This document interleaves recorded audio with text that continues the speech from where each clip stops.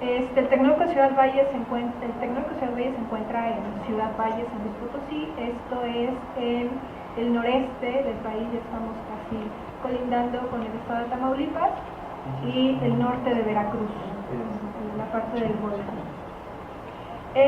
Ahí estamos inmersos dentro de una comunidad que se encuentra muy influenciada todavía por comunidades indígenas, ¿no? Nuestras palabras comunes en el contexto del mismo tecnológico es desayunaste zacahuil, hablaste con tu mam, etcétera, ¿no? Entonces son palabras que todavía tienen procedencia dentro de la misma lengua.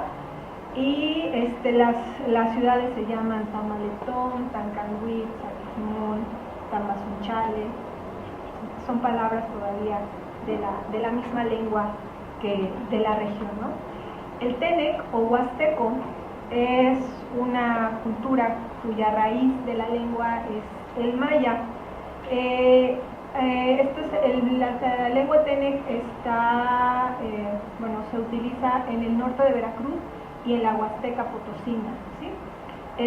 Aproximadamente existen 173,000 hablantes de esta lengua entre los dos estados. Para el estado de San Luis Potosí tenemos 95,000 hablantes. El tipo de comunicación es predominantemente oral. Los hijos aprenden de los padres de manera oral, no de manera escrita. Entran a la alfabetización como un niño normal a los 6 años, en donde se les empieza a enseñar la escritura de la lengua Tenec. Sin embargo, lo comentábamos también hace ratito, ¿no? La realidad en México es que la educación bilingüe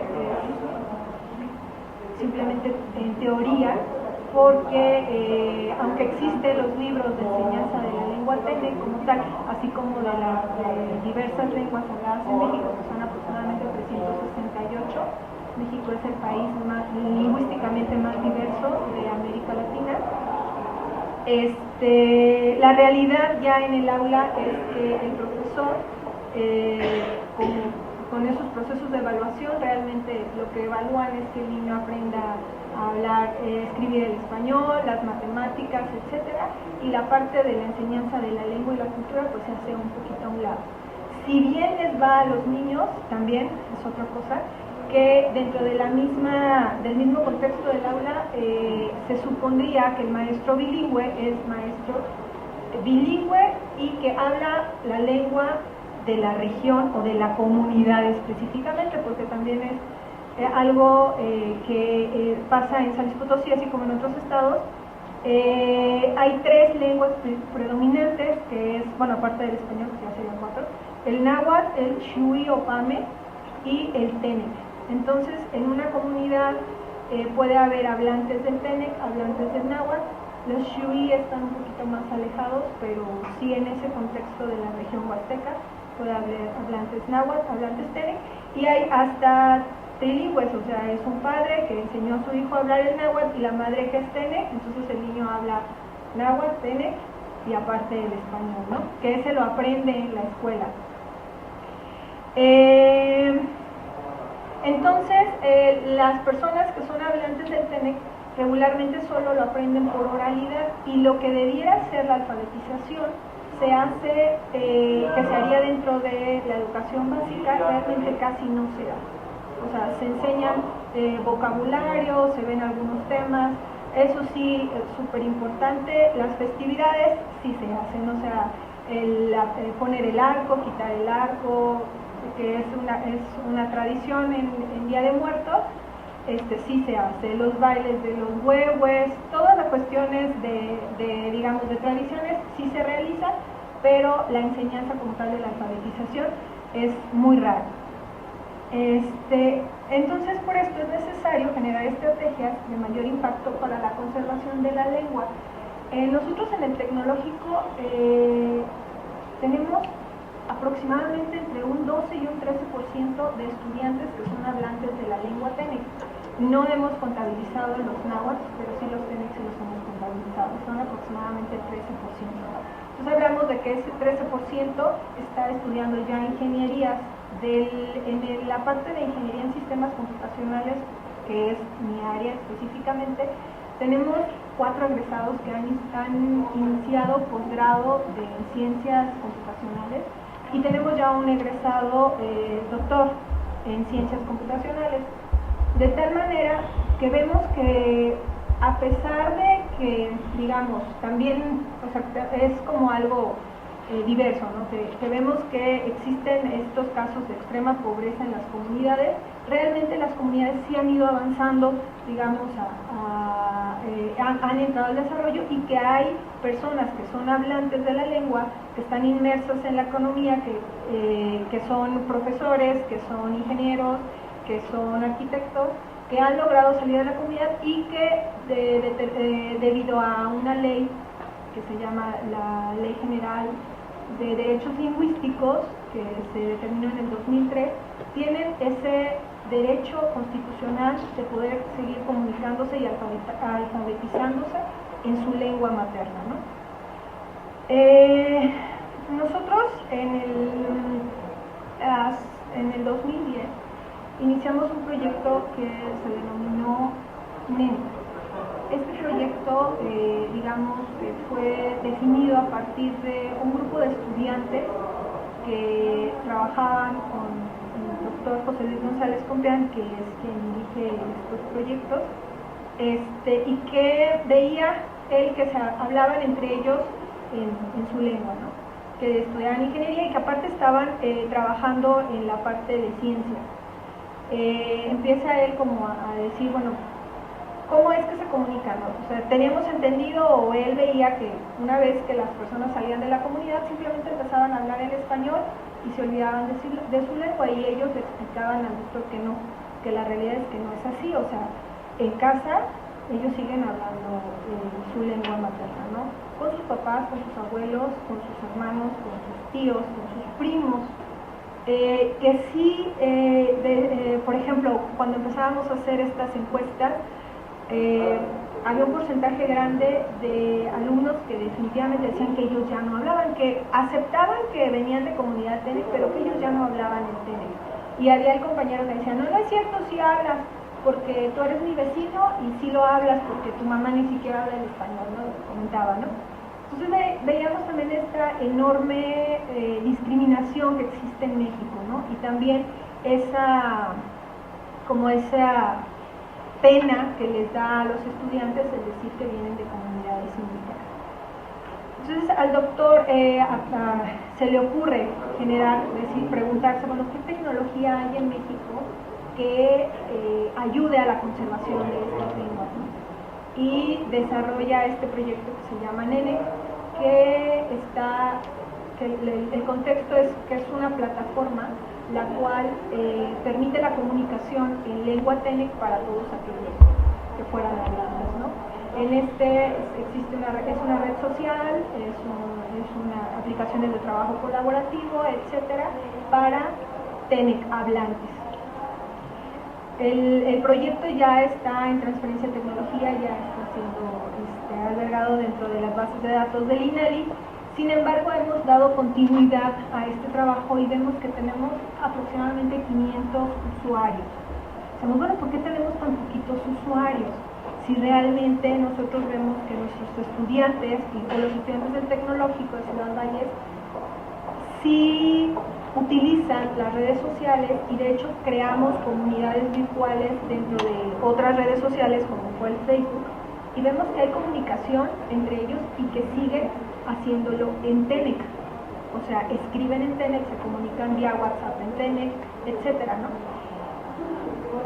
Hasta que dimos como con el clavo.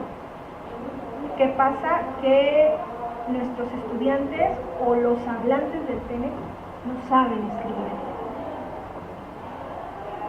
No saben escribirlo, entonces hablan en TENEC, se comunican a través de él con sus familias, con las personas de sus mismas comunidades, pero a la hora de querer nosotros verlos o que se comuniquen a través de esto que es el internet, pues se requiere que se haga o en español, porque lo hacen en español, porque su alfabetización con el español, o que lo hagan en TENEC, pero como no lo saben escribir, pues lo hacen mal, hacen algunas palabras, escriben algunas palabras, pero como que ahí todavía es más vergonzoso para ellos porque no lo saben escribir.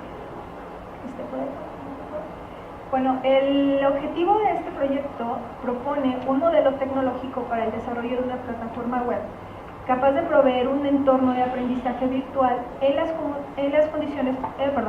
con las condiciones pedagógicas que permitan la enseñanza del TENEC. Y nuestras preguntas serían, ¿cuál es un modelo pedagógico a seguir para la enseñanza de la lengua TENEC? ¿Y qué arquitectura tecnológica se adecua con mayor facilidad a un modelo de enseñanza? Para esto, por favor, estuvimos revisando, decíamos, bueno, ya tenemos esta plataforma NINEC, ya está ahí, ya se están comunicando, ya otro de los objetivos de esta plataforma es ser un repositorio cultural de tal manera que no fuera solamente para investigadores, antropólogos que pudieran ahí estar subiendo su información, sino que fuera la misma comunidad la que estuviera subiendo información y a través de los metadatos que nosotros podemos definir, pudiéramos localizar y geolocalizar a estos hablantes y poder determinar dónde están ubicados. Veíamos que la comunidad TENEC se ha distribuido y que hay TENEC hablantes en el estado de Tamaulipas, hay TENEC hablantes en Querétaro, en las ciudades, estas que son como, bueno, Tampico, que es una ciudad de industrial, la ciudad de Querétaro, en Monterrey y en la Ciudad de México, pero también veíamos TENEC hablantes que estaban comunicándose a través de las redes sociales en los Estados Unidos, ¿no? Y decíamos, bueno, ¿estarán ellos interesados en aprender a escribir el TENEC? Y hicimos por ahí una encuesta, también a través de las redes sociales, y pues resultaba que sí, ¿no? O sea, ellos, sobre todo aquellos que estaban fuera de la comunidad, se sentían como aislados, se sentían, no había manera de comunicarse a través de su lengua materna, lo cual yo creo que es muy importante. No sé si alguien ha estado fuera del país o en un lugar en donde no se habla el español, y cuando agarra a alguien que habla español se desborda, ¿no? Así como que siente una paz interior, así como que ahora sí me puedo comunicar, ¿no? Entonces ellos comentaban esa parte, ¿no? Dentro de estas encuestas, ellos comentaban esa parte que sí les era importante aprender a hablar el TENEC, aprender a escribir el TENEC para poder comunicarse, ¿no? Entonces por ahí nos dimos a la tarea a preguntar, ¿hay un alfabeto TENEC? ¿Hay ya una normatividad para la enseñanza del TENEC? Y resulta que pues lo que tiene, les contaba, nos dimos a la tarea de revisar también los libros de la SEP, y resulta que lo tienen los libros de la SEP de primero, segundo y tercer grado, es que sí tienen el alfabeto, pero solamente se basan en el vocabulario. O sea, lo único que hacen es mostrar vocabulario, mostrar digamos, la construcción de un enunciado, pero eso es para el primero, segundo y tercer grado. No hay como un crecimiento en la enseñanza de la lengua como tal. O sea, primero, segundo y tercer grado de primaria les enseñan prácticamente lo mismo. Entonces, por ahí nos encontramos que en el estado existe un instituto estatal de lenguas indígenas y de estudios de enseñanza, algo así, no recuerdo bien el nombre. Fuimos a preguntar, les decíamos, bueno, ¿y ustedes qué hacen? ¿A qué se dedican? Y por ahí ellos nos dijeron, bueno, fíjate que hay 4 etnolingüistas en el estado que ellos han hecho mucho trabajo por la enseñanza de las lenguas. Pues vamos a localizarlos, los localizamos y les dijimos, bueno, tenemos esto, hemos visto todo esto que hay en nuestra escuela solamente, pero creemos que se puede estar dando a nivel estatal.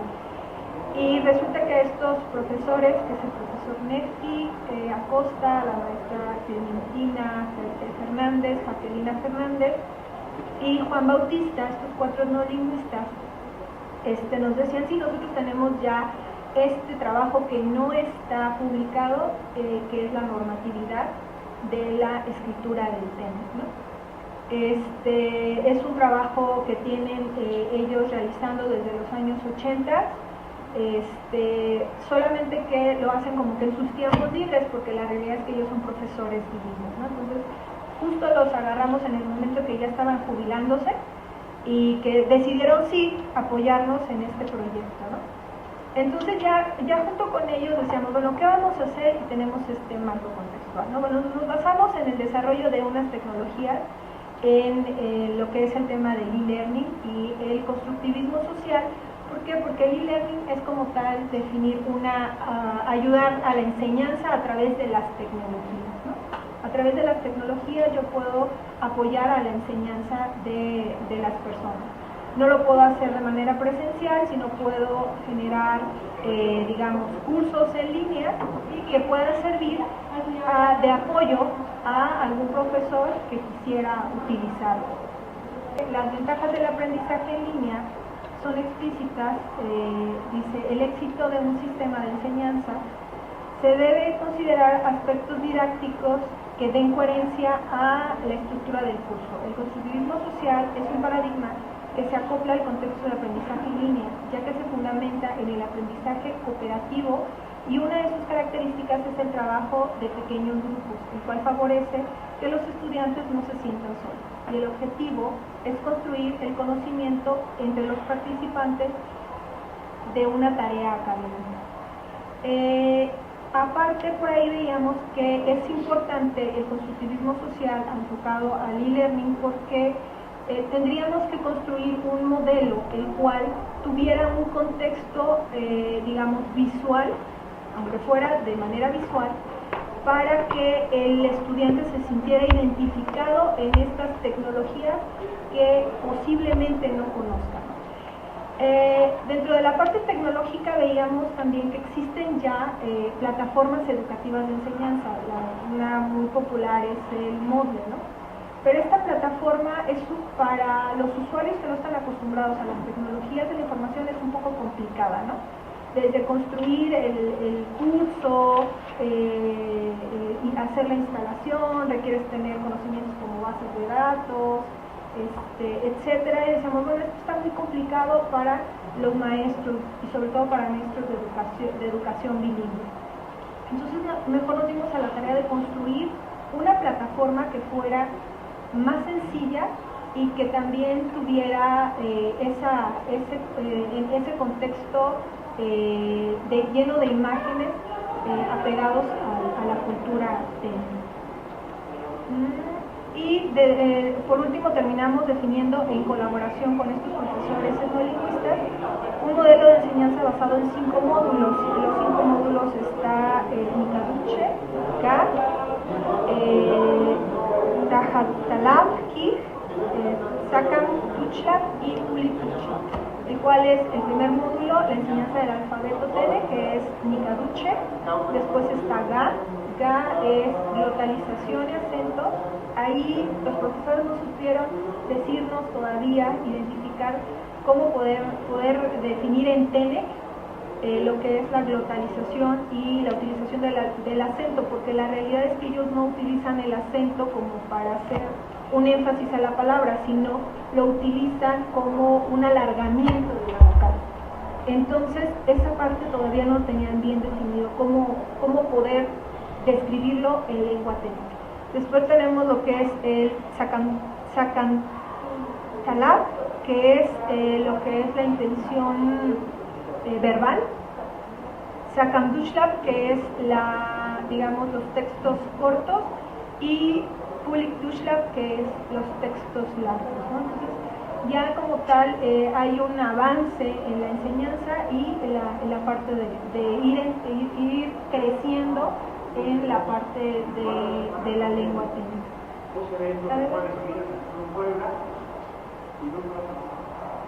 Utilizamos como tal una metodología en la cual definíamos primeramente la formulación del proyecto, y esto basado en los paradigmas del e-learning.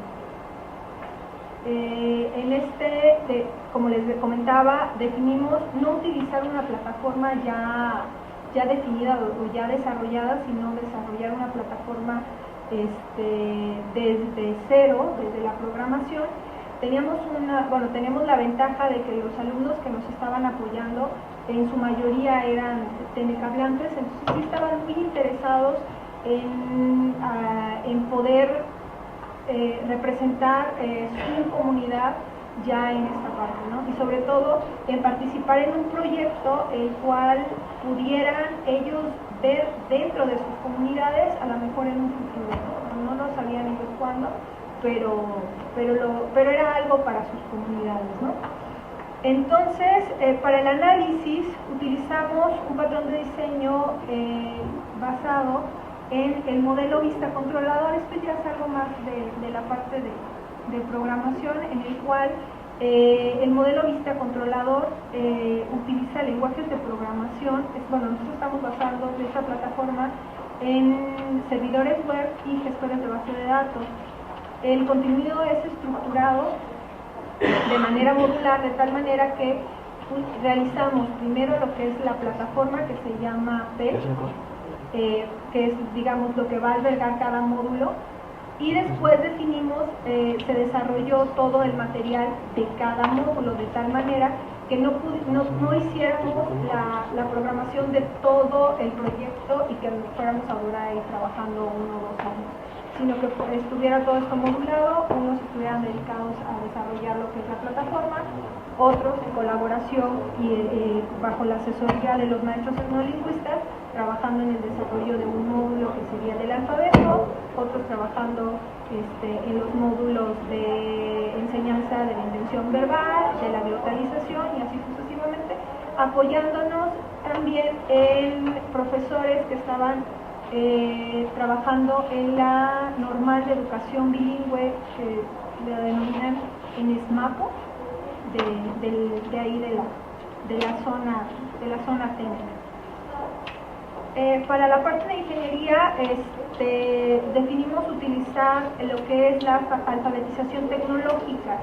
Esta parte de la alfabetización tecnológica lo definimos porque nos enfrentábamos a que nos comentaban mucho, bueno, y las personas que van a utilizar la plataforma tecnológica, ¿realmente en algún momento han utilizado algún equipo de cómputo? Y los niños de las comunidades o de las escuelas bilingües tienen acceso a internet.